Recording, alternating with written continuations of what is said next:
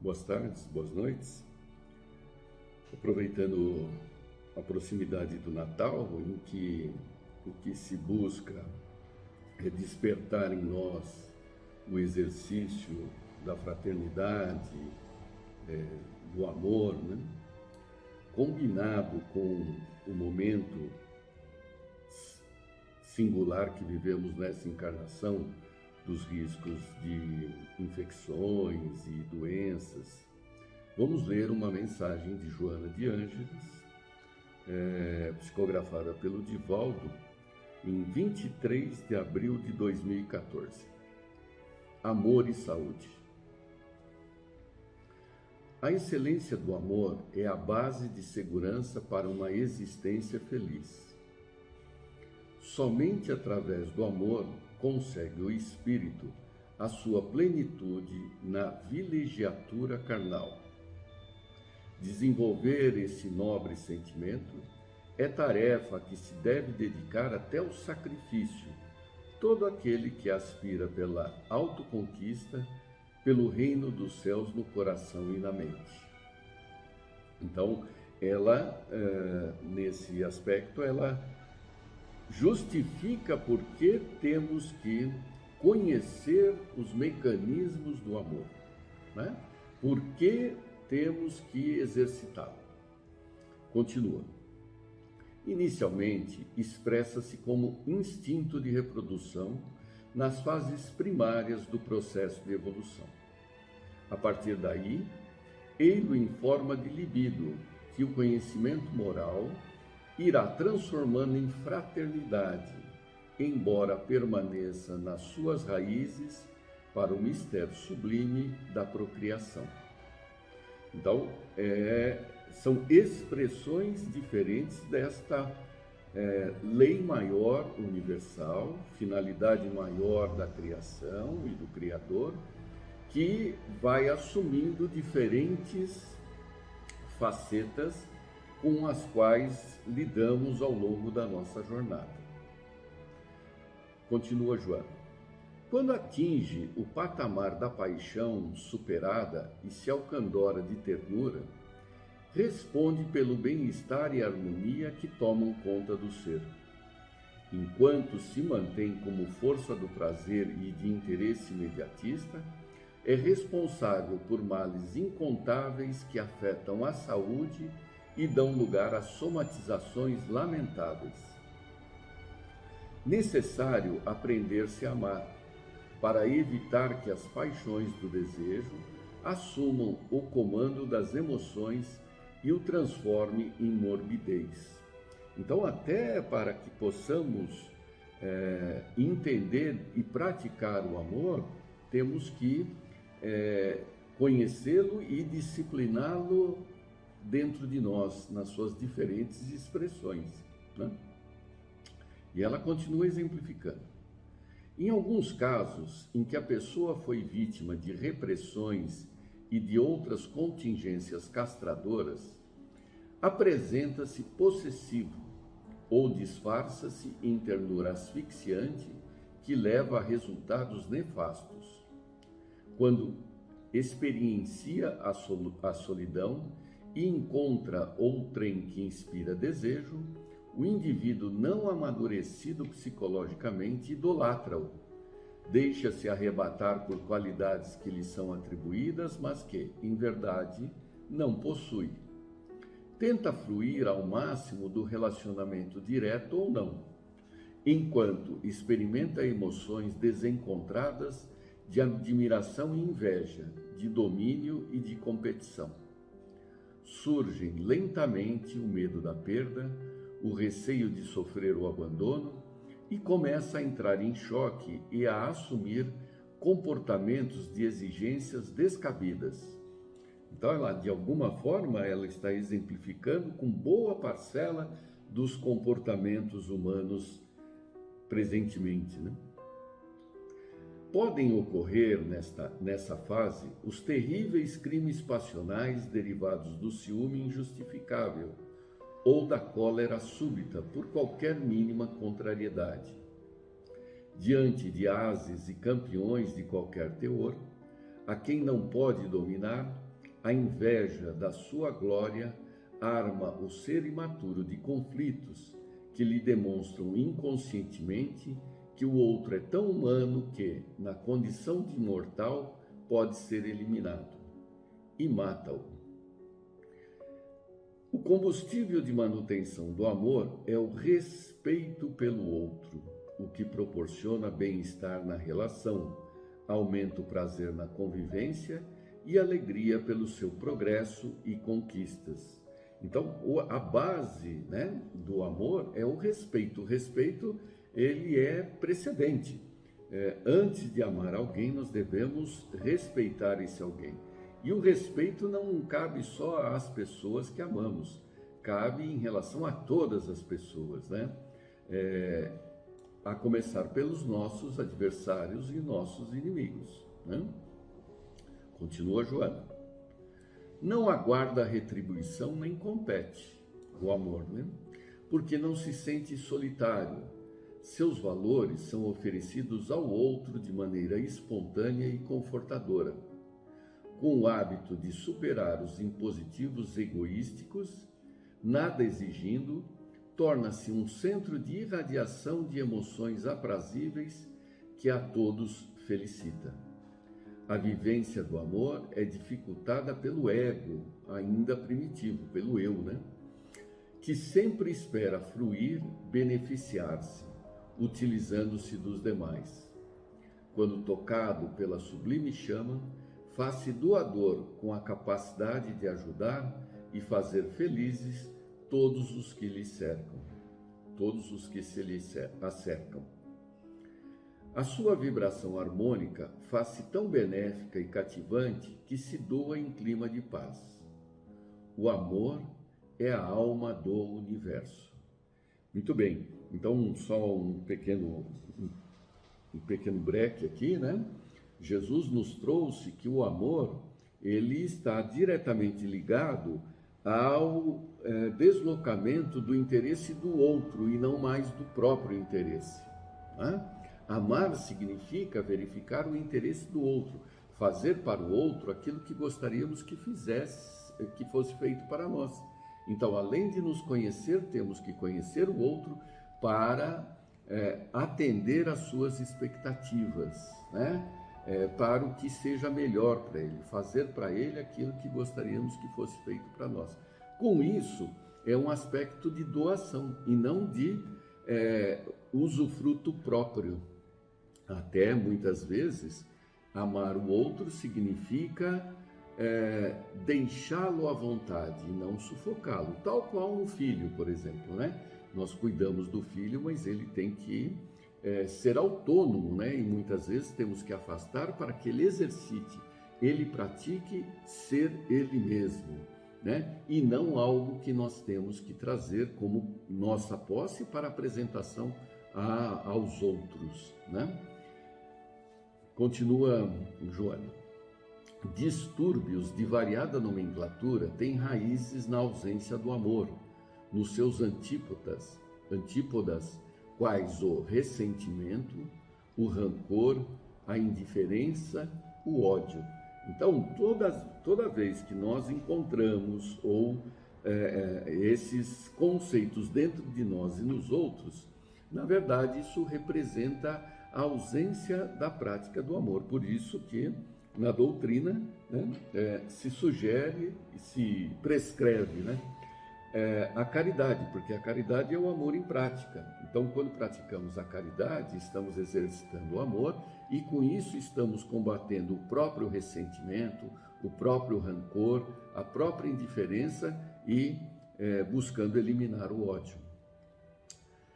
Joana coloca: o amor estimula a produção de endorfinas, de leucinas, de imunoglobulinas e outras substâncias geradoras de saúde, enquanto as irradiações que se lhe opõem produzem reações semelhantes que perturbam o equilíbrio psicofísico e propiciam campo para a instalação de doenças, contágios de micróbios nefastos, né? Então, a grande vacina né? O grande remédio, o grande alimento para nos mantermos saudáveis espiritual e corporalmente é o exercício do amor. E ela continua: grande número de transtornos neuróticos se origina no resumar de pensamentos avaros e egoístas, que se desenvolvem vibriões energéticos que desarmonizam a mitose celular e as neurocomunicações. Nada que se equipare na área das emoções à contribuição vital do amor em qualquer forma com que se apresente: maternal, filial, paternal, familiar, religioso, social, humanitário, espiritual. Percebam que, a expressão do amor, ela se faz de múltiplas formas, né? Até André Luiz coloca isso nos Mensageiros da Luz como uma habilidade, né? Como uma qualidade que dividimos com quem quer que seja, portanto podemos fazer com qualquer pessoa, né? E continua Joana: a sua vibração harmônica faz-se tão benéfica e cativante que se doa em clima de paz. O amor é a alma do universo. Encontram-se, não poucas vezes, apóstolos do amor, excruciados por enfermidades dilaceradoras, por dores vigorosas, que poderiam negar a tese de que é produtor de saúde. Sucede que, nesses casos, deve-se considerar que o missionário elege o sofrimento em resgate de antigas dívidas morais perante as leis soberanas, ou tem por objetivo demonstrar que neles o sofrimento não é imposto, mas solicitado para ensinar à humanidade devedora resignação, desprendimento e coragem moral. Então ela está fazendo um parêntese para aquelas situações em que pessoas são reconhecidamente amorosas, mas mesmo assim são vítimas de mazelas físicas, né? De saúde. E seria uma contradição do que ela havia explicado. Mas aí ela justifica que, na verdade, isso são exemplos para que possamos, nós outros, aprender que essa é a predominância, além do que, a predominância, a nossa meta, além do que esse apóstolo do amor pode estar ainda, além de acrescer algo à sua própria evolução, resgatar algo do passado.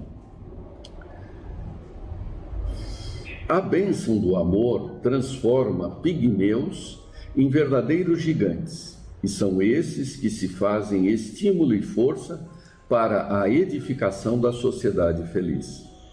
Quando se ama, alcança-se superior patamar do processo evolutivo e faculta-se a oportunidade de autoiluminação. O amor é o embaixador vibratório de Deus para que a fé, a esperança e a caridade transformem as pessoas e o mundo, inaugurando na Terra o período de paz que todos anelam. Ama e burila-te. Vence os impulsos servis das paixões aselvajadadas e das heranças primárias por intermédio da disciplina da mente, dos pensamentos sensuais, que deves converter em idealismo e realização enobrecedora. Renasceste para alcançar a superior conquista do amor sem jaça.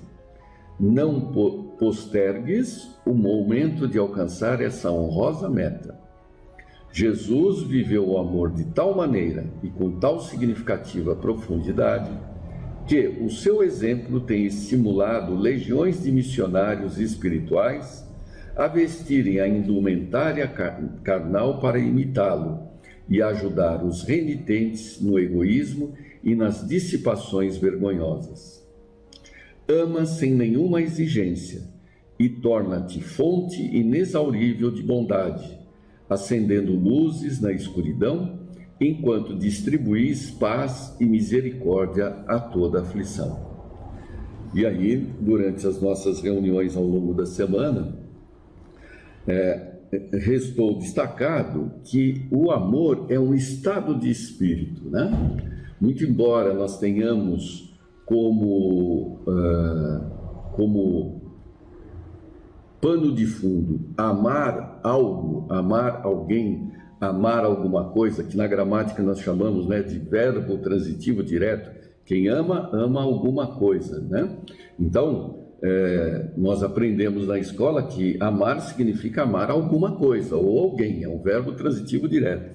Não, a gente acaba descobrindo que amar, como diz o poeta, é um verbo intransitivo, ou seja, não precisa de objeto, nem direto nem indireto. Você tem que amar, não amar alguém ou amar o quê, ou algum objeto, alguma coisa. Amar é simplesmente um estado mental, né? É um estado em que o espírito repousa, e aí ele ama a tudo que o circunscreve. Quando estamos nesse estado, entramos em sintonia com o Criador que nos criou por amor e para amar, e tudo se revela. Prazer em revê-los. Até a próxima oportunidade.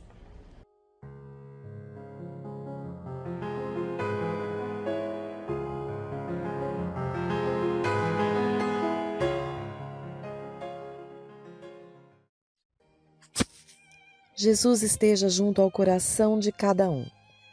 Nós vamos dar continuidade ao estudo do livro Nos Bastidores da Obsessão, ditado pelo espírito Manuel Filomeno de Miranda, psicografado pelo Divaldo. E lá no comecinho, apenas no comecinho, após o exórdio e prolegômenos, existe um trecho que se chama Examinando a Obsessão, e começamos a ler esse trecho. Vamos dar continuidade à leitura um pouquinho mais, que vai nos esclarecer e nos auxiliar na nossa vida. Dando continuidade então. Obsessores obsidiados. A obsessão, sob qualquer modalidade que se apresente, é enfermidade de longo curso, exigindo terapia especializada de segura aplicação e de resultados que não se fazem sentir apressadamente. Os tratamentos da obsessão, por conseguinte, são complexos, impondo alta dose de renúncia e abnegação àqueles que se oferecem e se dedicam a tal mistério. Uma força existe capaz de produzir resultados junto aos perseguidores encarnados ou desencarnados, conscientes ou inconscientes, a que se deriva da conduta moral. A princípio, o obsessor dela não se apercebe. No entanto, com o decorrer do tempo, os testemunhos de elevação moral que enseja, confirmando a nobreza da fé que professa como servidor do Cristo, colimam por convencer o algoz da elevação de princípios de que se revestem os atos do seu doutrinador, terminando por deixar livre, muitas vezes, aquele a quem afligia.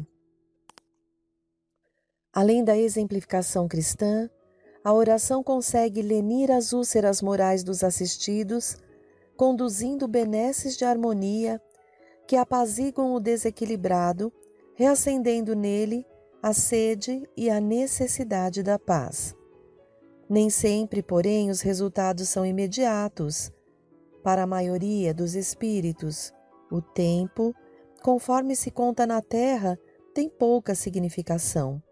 Demoram-se obstinados, com tenacidade incomparável, nos propósitos a que se entregam anos a fio, sem que algo de positivo se consiga fazer, prosseguindo a tarefa insana, em muitos casos até mesmo depois da morte. Isso porque do paciente depende a maioria dos resultados nos tratamentos da obsessão. Iniciado o programa de recuperação, deve esforçar-se de imediato para a modificação radical do comportamento, exercitando-se na prática das virtudes cristãs e, principalmente, moralizando-se. A moralização do enfermo deve ter caráter prioritário, considerando-se que, através de uma renovação íntima bem encetada, ele demonstra para o seu desafeto a eficiência das diretrizes que lhe oferecem como normativa de felicidade. Merece considerar nesse particular que o desgaste orgânico e psíquico do médium enfermo, mesmo depois do afastamento do espírito malévolo, ocasiona um refazimento mais demorado, sendo necessária às vezes compreensivelmente assistência médica prolongada. Diante dos esforços que se conjugam entre o assistente e o assistido, os espíritos superiores interessados no progresso da humanidade oferecem também valiosos recursos que constituem elementos salutares e preciosos. Sem tal amparo, toda incursão que se intente no ministério da desobsessão será improfícua, senão perigosa, pelos resultados negativos que apresenta. Um espírito lidador devidamente preparado para as experiências de socorro aos obsediados é dínamo potente que gera energia eletromagnética que, aplicada mediante os passes, produz distonias e desajustes emocionais no hóspede indesejável, afastando-o de momento e facultando assim ao hospedeiro a libertação mental necessária para asepsiar-se moralmente, reeducando a vontade, meditando em oração, num verdadeiro programa evangélico bem disciplinado, que segura e lentamente edifica uma cidadela moral de defesa em volta dele mesmo. Por isso, o mestre, diante de determinados perseguidores desencarnados, afirmou, abre aspas, contra esta casta de espíritos, só a oração e o jejum, fecha aspas. E após atender às aflições de cada atormentado que o buscava, prescrevia invariável e incisivo, abre aspas, não voltes a pecar para que algo pior não te aconteça. Então, refletindo um pouquinho sobre esse trechinho, temos um alerta de Manuel Filomeno de Miranda sobre essa questão do cuidado com a obsessão. Então, vejam que ele destaca aqui que aquele que vai ser o intermediário ali, o esclarecedor de um espírito que está nesse processo de obsessão em cima de alguém, direcionando em cima de alguém a sua vingança, a sua desdita, essa pessoa precisa estar moralmente equilibrada, precisa estar moralmente no esforço do bem, seguindo os exemplos do Cristo, porque de outra forma não conseguirá conversar com esse obsessor, mostrar-lhe, exemplificar. Então vejam que isso é uma lição para que levemos na vida toda, cada um de nós, mesmo nós que não somos ali esclarecedores nos processos de desobsessão, aqui existe uma lição muito importante. No contato com qualquer pessoa, precisamos estar ali buscando nos elevar moralmente, buscando os exemplos do Cristo para exemplificá-lo no nosso dia a dia, nas nossas relações. Se fizermos isso, termos esse cuidado, buscando os exemplos e as virtudes do Cristo, buscando destacá-las em nós, desenvolvê-las em nós, a humildade, a paciência, a indulgência, essas virtudes todas, estaremos ali melhorando com certeza as nossas relações. E no caso das desobsessões é imprescindível que o médium esclarecedor esteja nesse patamar de esforço íntimo, de elevação moral, de sintonia com Jesus no seu dia a dia, para que o obsessor não venha ali a colocar as situações que o médium ali não se esforce por fazer e esse diálogo seja improfícuo. É muito interessante isso. Então, o espírito lidador preparado, deve ser preparado nas experiências de socorro a esses irmãos que se encontram nesses processos de obsessores. E também, e importante, porque todos nós encarnados temos ali irmãos que nos buscam, nos procuram para realizar ali o desforço, por causa das situações que tivemos todos nós ali, os comprometimentos que tivemos no passado, machucando os outros, traindo e tudo mais. Então, para aquele que sofre a obsessão, o remédio, o Cristo Jesus já havia ensinado, como se destaca aqui no último parágrafo que lemos, né? Então, temos também que fazer todo esse esforço do cuidado moral, do cuidado com os nossos pensamentos, vigiá-los, orar, pedir a Deus ajuda que nos auxilie na reforma desses comportamentos viciosos que temos, no sentido de pensar o mal, falar o mal e também fazer, executar o mal. Então, para aquele que sofre a obsessão, é necessário a reforma íntima, é necessário que se esforce, evangelize-se, né? E não volte a pecar mais, como nos ensinou Jesus há tanto tempo. Então, quando ele coloca aqui, Manuel destaca essas palavras de Jesus, vamos até reforçar. Por isso que Jesus, diante de determinados perseguidores desencarnados, afirmou: contra esta casta de espíritos só a oração e o jejum. E prescrevia, né, para aqueles que sofriam essa perseguição: não voltes a pecar para que algo pior não te aconteça. Então, muitas vezes nós buscamos o centro espírita, passamos pelo tratamento de auxílio de desobsessão, os passes, que são uma bênção ali da espiritualidade para nós, nos dando novas forças, revigorando as nossas energias, né?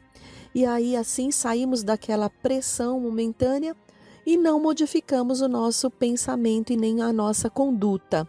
Então daqui a pouco estamos novamente na mesma situação. Por isso, essa prescrição de não voltarmos mais aos erros.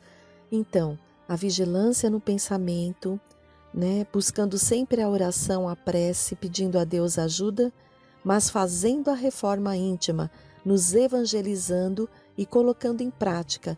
A vida de cada cristão deve ser a prática, né? A inclinação total para a prática dos ensinamentos de Jesus. E assim, o obsessor vai ver que estamos ali mudando e nossas ações no bem, nossas ações em servir ao próximo, porque só chegamos a Jesus servindo ao próximo com muito amor, nesse aprendizado, aí sim eles conseguem nos ver como pessoa diferente, que realmente estamos buscando mudar, não somos mais aquele velho homem que os traiu, que os machucou, que vilipendiou, violentou.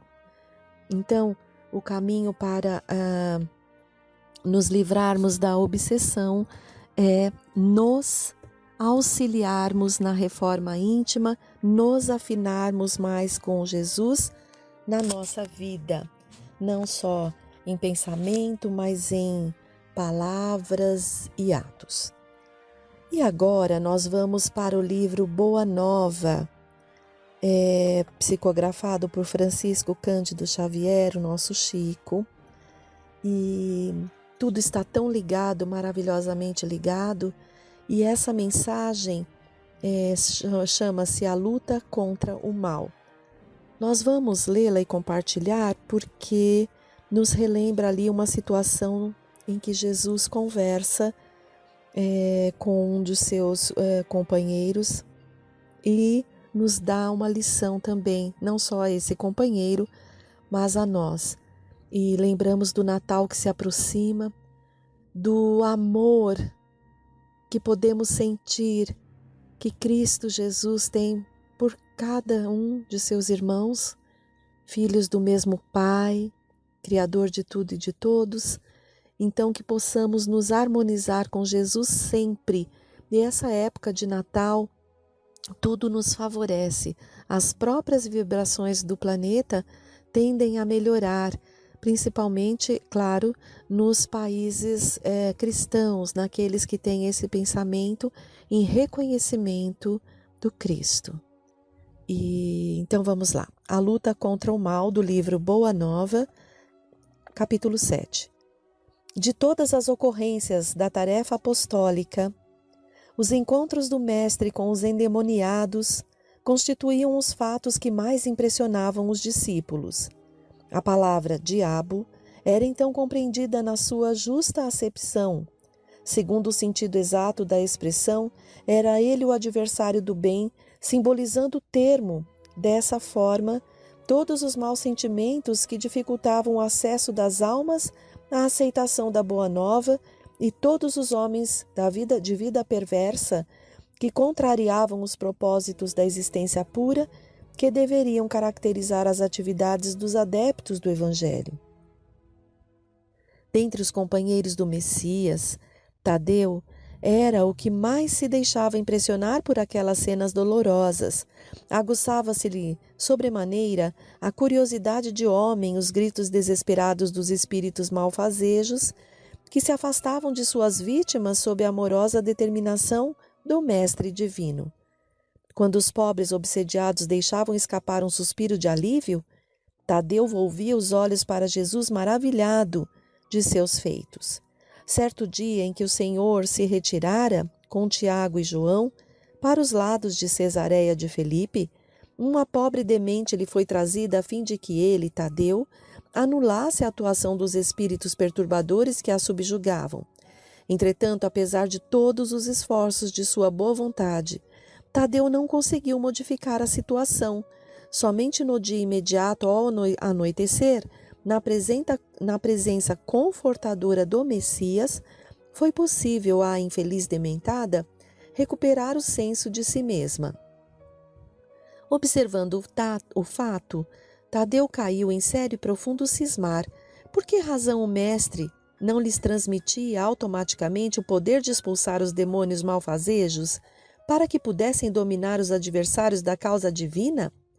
Se era tão fácil a Jesus a cura integral dos endemoniados, por que motivo não provocava ele de vez a aproximação geral de todos os inimigos da luz, a fim de que pela sua autoridade fossem definitivamente convertidos ao reino de Deus? Com o cérebro torturado por graves cogitações e sonhando possibilidades maravilhosas para que cessassem todos os combates entre os ensinamentos do Evangelho e os seus inimigos, o discípulo inquieto procurou avistar-se particularmente com o Senhor, de modo a expor-lhe com humildade as ideias íntimas. Numa noite tranquila, depois de lhe escutar as ponderações, perguntou-lhe Jesus em tom austero: Tadeu, qual o principal objetivo das atividades de tua vida? Como se recebesse uma centelha de inspiração superior, respondeu o discípulo com sinceridade: Mestre, estou procurando realizar o reino de Deus no coração. Se procuras semelhante realidade, por que a reclamas no adversário em primeiro lugar? Seria justo esqueceres as tuas próprias necessidades nesse sentido? Se buscamos atingir o infinito da sabedoria e do amor em nosso Pai, indispensável se faz reconheçamos que todos somos irmãos no mesmo caminho. Senhor, os espíritos do mal são também nossos irmãos? Inquiriu admirado o apóstolo. Toda a criação é de Deus. Os que vestem a túnica do mal envergarão um dia a da redenção pelo bem. Acaso poderias duvidar disso? O discípulo do Evangelho não combate propriamente o seu irmão, como Deus nunca entra em luta com seus filhos. Aquele apenas combate toda a manifestação da ignorância, como o pai que trabalha incessantemente pela vitória do seu amor junto da humanidade inteira. Mas não seria justo, ajuntou o discípulo com certa convicção, convocarmos todos os gênios malfazejos para que se convertessem à verdade dos céus? O mestre sem se surpreender com essa observação, disse: por que motivo não procede Deus assim? Porventura, teríamos nós uma substância de amor mais sublime e mais forte que a do seu coração paternal? Tadeu, jamais olvidemos o bom combate. Se alguém te convoca ao labor ingrato da má semente, não desdenhes a boa luta pela vitória do bem, encarando qualquer posição difícil como ensejo sagrado para revelardes a tua fidelidade a Deus. Abraça sempre o teu irmão. Se o adversário do reino te provoca ao esclarecimento de toda a verdade, não desprezes a hora de trabalhar pela vitória da luz, mas segue o teu caminho no mundo, atento aos teus próprios deveres, pois não nos consta que Deus abandonasse as suas atividades divinas para impor a renovação moral dos filhos ingratos que se rebelaram na sua casa. Se o mundo parece povoar-se de sombras, é preciso reconhecer que as leis de Deus são sempre as mesmas, em todas as latitudes da vida. É indispensável meditar na lição de nosso Pai e não estacionar a meio do caminho que percorremos. Os inimigos do reino se empenham em batalhas sangrentas? Não ouvides o teu próprio trabalho. Padecem no inferno das ambições desmedidas? Caminha para Deus. Lançam a perseguição contra a verdade? Tens contigo a verdade divina que o mundo não te poderá roubar nunca. Os grandes patrimônios da vida não pertencem às forças da terra, mas às do céu. O homem que dominasse o mundo inteiro com a sua força teria de quebrar a sua espada sangrenta ante os direitos inflexíveis da morte. E além desta vida, ninguém te perguntará pelas obrigações que tocam a Deus, mas unicamente pelo mundo interior que te pertence a ti mesmo, sob as vistas amoráveis de nosso Pai. Que diríamos de um rei, justo e sábio, que perguntasse a um só de seus súditos pela justiça e pela sabedoria do reino inteiro? Entretanto, é natural que o súdito seja inquirido acerca dos trabalhos que lhe foram confiados, no plano geral, sendo também justo que se lhe pergunte pelo que foi feito de seus pais, de sua companheira, de seus filhos e irmãos. Andas assim tão esquecido desses problemas fáceis e singelos? Aceita a luta, sempre que fores julgado digno, e não te esqueças, em todas as circunstâncias, de que construir é sempre melhor. Tadeu contemplou o mestre tomado de profunda admiração. Seus esclarecimentos lhe caíam no espírito como gotas imensas de uma nova luz. Senhor, disse ele, vossos raciocínios me iluminam o coração, mas terei errado, externando meus sentimentos de piedade pelos espíritos malfazejos? Não devemos então convocá-los ao bom caminho? Toda intenção excelente, redarguiu Jesus, será levada em justa conta no céu. Mas precisamos compreender que não se deve tentar a Deus. Tenho aceitado a luta como o Pai me envia e tenho esclarecido a cada dia basta o seu trabalho. Nunca reuni o colégio dos meus companheiros para provocar as manifestações dos que se comprazem na treva. Reuni-os em todas as circunstâncias e oportunidades, suplicando para o nosso esforço a inspiração sagrada do Todo-Poderoso. O adversário é sempre um necessitado que comparece ao banquete das nossas alegrias e por isso, embora não tenha convocado, convidando somente os aflitos, os simples e os de boa vontade, nunca lhe fechei as portas do coração, encarando a sua vinda como uma oportunidade de trabalho de que Deus nos julga dignos.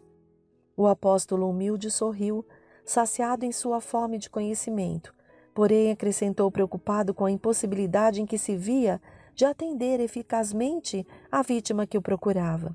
Senhor, vossas palavras são sempre sábias, entretanto, de que necessitarei para afastar as entidades da sombra quando o seu império se estabeleça nas almas? Voltamos assim ao início das nossas explicações, retrucou Jesus, pois para isso necessitas da edificação do reino no âmago do teu espírito, sendo este o objetivo da tua vida. Só a luz do amor divino é bastante forte para converter uma alma à verdade.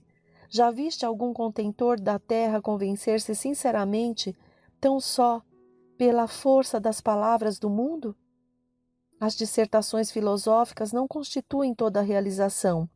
Elas podem ser um recurso fácil da indiferença ou uma túnica brilhante acobertando penosas necessidades. O reino de Deus, porém, é a edificação divina da luz, e a luz ilumina dispensando os longos discursos. Capacita-te de que ninguém pode dar a outro aquilo que ainda não possua no coração. Vai, trabalha sem cessar pela tua grande vitória, zela por ti e ama teu próximo, sem olvidares a Deus, cuida de todos. Tadeu guardou os esclarecimentos de Jesus para retirar da sua substância o mais elevado proveito no futuro. No dia seguinte, desejando destacar perante a comunidade dos seus seguidores a necessidade de cada qual se atirar ao esforço silencioso pela sua própria edificação evangélica, o mestre esclareceu aos seus apólogos singelos como se encontra dentro da narrativa de Lucas, abre aspas, quando o espírito imundo sai do homem, anda por lugares áridos procurando, e não o achando diz, voltarei para a casa de onde saí, e ao chegar acha-a varrida e adornada. Depois vai e leva mais 7 espíritos piores do que ele, que ali entram e habitam. E o último estado daquele homem fica sendo pior do que o primeiro. Fecha aspas. Então, todos os ouvintes das pregações do lago compreenderam que não bastava ensinar o caminho da verdade e o do bem aos espíritos perturbados e malfazejos, que indispensável era edificar-se cada um a fortaleza luminosa e sagrada do reino de Deus dentro de si mesmo. Um Feliz Natal a todos, um feliz direcionamento das vossas vidas, que nos esforcemos para exemplificarmos, compreendermos e exemplificarmos, trazer para o nosso dia a dia as virtudes do Cristo em nós. Até o próximo.